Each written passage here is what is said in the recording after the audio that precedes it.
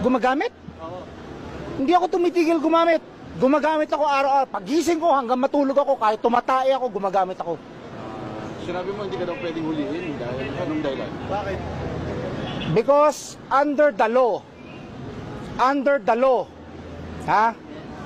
Under the law of God sa Bible, you cannot touch me. I am God, I am Jesus Christ.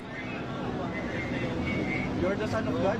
Yes, no, I am God in flesh. Paano mo nasabi, sir? Ha? Paano mo nasabi na you're a God? I am untouchable. Pero sir, ano masasabi niya? Pinasasa na kayo ngayon. This is illegal. Kasi, You have nothing against me. You cannot touch me. I am Jesus Christ. sir, ano ba? Lahat kayo, lahat ng kaluluwa nyo akin. Anong religion niyo, sir? Wala akong religion. God lang, God. God. Wala akong religion. Kaano-ano niyo si Mama Mary? Nanay ko. Think you will see the face of the Father, Jesus Christ, there? No, He already has a house, me.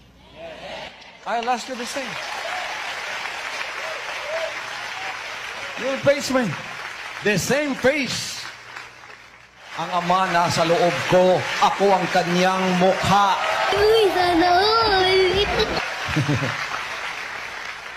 Pag pinakinggan mo ang anak, pinakinggan mo ang Ama.